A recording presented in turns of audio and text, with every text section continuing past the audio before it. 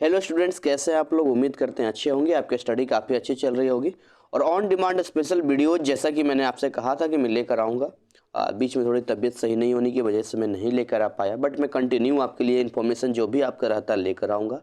Comment section में आप अपने डाउट को पूछ सकते हैं या हमारा व्हाट्सअप नंबर जो आपको स्क्रीन पर दिख रहा है 9643480201 पे कॉन्टैक्ट करके अपने सारे क्वेरीज को क्लियर कर सकते हैं। पूछने का कोई पैसा यहाँ पर नहीं लगता है।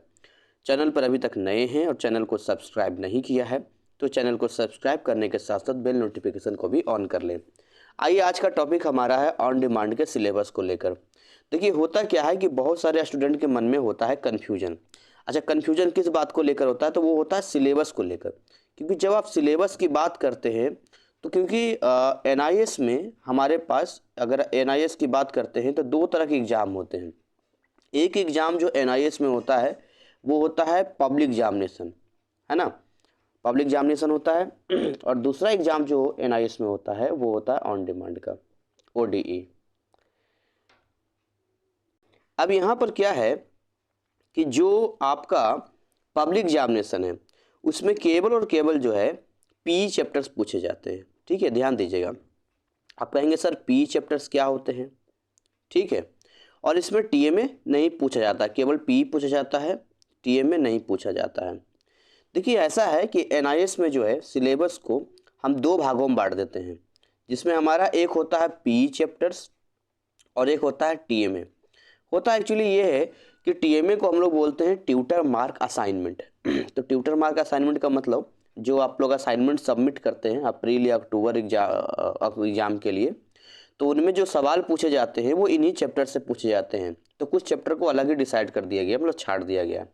एक अप्रोक्सली अगर मान के चलिए पी 22 चैप्टर है, मैं मान के चलिए कि 22 चैप्टर है, तो टीएमए मुश्किल से 8 या 10 चैप्टर होंगे। ऐसे करके कुछ इनका रेशियो चलता है।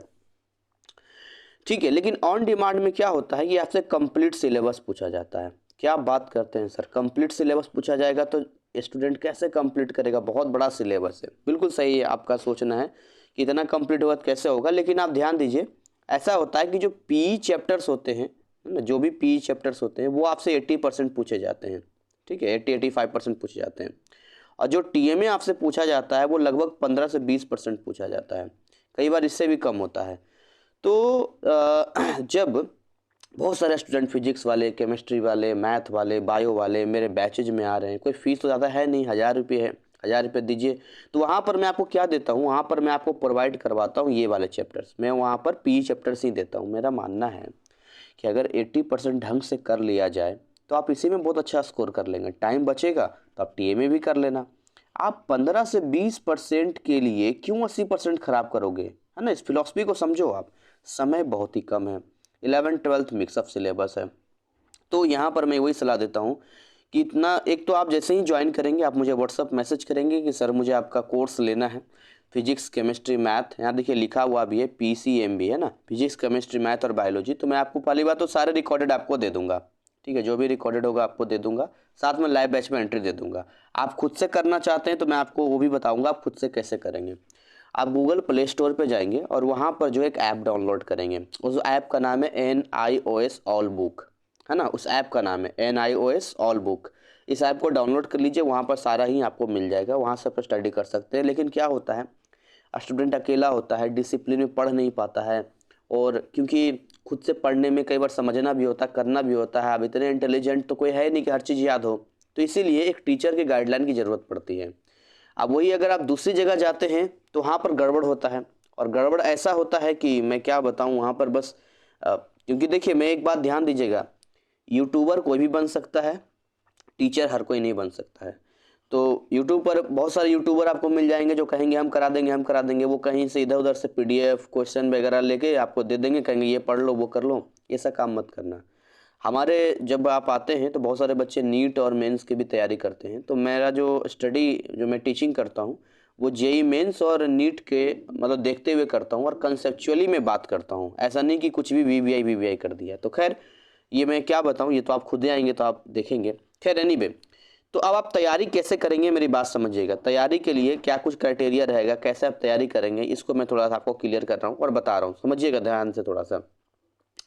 क्या करना है आपको, सबसे पहले तो आपको ये देखना है कि आपको एग्ज़ाम देना कब है। ठीक है, आप समझिए यहाँ पे। आप मेरा बैच लीजिए या नहीं लीजिए वो आपकी मर्जी है, लेकिन हो सकता है ज्योग्राफी वाले भी हों, हो सकता है अदर सब्जेक्ट वाले भी हों, मैं उनके लिए बता रहा हूँ। आपको सबसे पहले क्या करना है, ये डेट मतलब एग्ज़ाम डेट क्या है वो देख लेना है आपको। तो भाई मान के चलिए कि एग्ज़ाम डेट अभी आने वाला है और आपके पास 1 मंथ का टाइम है, लेट बी सपोज, है ना, 1 महीने का टाइम आपके पास है। तो 1 महीने का टाइम आपके पास है। अब क्या करना है आपको, जो भी आपका सब्जेक्ट है, ठीक है, जो भी आपका सब्जेक्ट है, उन सब्जेक्ट में जितने भी पी चैप्टर्स हैं, ध्यान दीजिएगा, जितने भी पी चैप्टर आपको नहीं समझ में आता है तो मैंने प्लेलिस्ट में जाएंगे मेरे चैनल पे, तो वहाँ आपको मिल जाएगा। इन सारे ही पी चैप्टर्स को क्या करना है, पढ़ना शुरू कर देना है। अब इसको कैसे पढ़ेंगे, देखिए कुछ तरीके बता रहा हूँ पढ़ने के आपको। सबसे पहले उन चैप्टर्स को आपको देखना है जो आपके लिए ईजी है, ठीक है, जो आपके लिए थोड़ा ईजी है। ईजी का मतलब ये है कि भाई आपको ज़्यादा समझ में आएगा, और उन चैप्टर्स को चाटना जो आपके लिए थोड़े से हार्ड है ना। अब जो आपको क्या लगता है, ये चैप्टर्स को छोड़ देंगे, नहीं, इजी चैप्टर्स ही तो ज़्यादा नंबर आपको दिलवाएंगे। इजी चैप्टर्स को आपको बेहतर तरीके से करना है, मतलब इसमें आपको 100% अपना बेस्ट देना है। और हार्ड चैप्टर में आपको ट्राई करना है जितना आप कर सकते हैं, जितना, जैसे मान के चलिए अगर आप फिजिक्स केमिस्ट्री मैथ बायोलॉजी तो आप हमसे कर लेंगे तो ये सब करने की जरूरत ही नहीं पड़ेगी। बट आपका ज्योग्राफी है, पॉलिटिकल साइंस है, कॉमर्स है या अदर सब्जेक्ट है, तो हार्ड सब्जेक्ट में क्या करेंगे, फिर आप टॉपिक बाय टॉपिक वहाँ जाएंगे और यूट्यूब पर सर्च करेंगे तो बहुत सारे टॉपिक उसके रिगार्डिंग मिल जाएगा। या आप चाहें तो टॉप पब्लिकेशन का या नीरज पब्लिकेशन का गाइड मंगवा सकते हैं, ये आपके लिए बेस्ट रहेगा। ठीक है, ये आप मंगवा लेंगे तो आपके लिए बहुत ही बढ़िया रहेगा, आपकी बेस्ट तैयारी हो जाएगी। तो ओवरऑल जहाँ तक मुझे लगता है कि ऑन डिमांड एक टफ एग्ज़ाम है, लेकिन अगर इसको पेशेंस और हिम्मत के साथ दिया जाए तो बहुत हद तक जो है इसमें अच्छे नंबर लाए जा सकते हैं। और हर बार मेरे बैच में बहुत सारे स्टूडेंट अच्छे नंबर लाते हैं, तो इसलिए मैं कह रहा हूँ कि इसमें सबसे पहले हिम्मत और पेशेंस रखना। अच्छा, एक चीज़ और मैं आपको बता दूँ कि जो लोग भी एडमिशन क्राइटेरिया को लेकर बात करते हैं, एडमिशन को लेकर, ठीक है, कि भाई हमें एडमिशन करना है, तो मैं आपको केवल इन्फॉर्मेशन थोड़ा सा दे रहा हूँ, फिर वीडियो को मैं बाइंड अप करूँगा।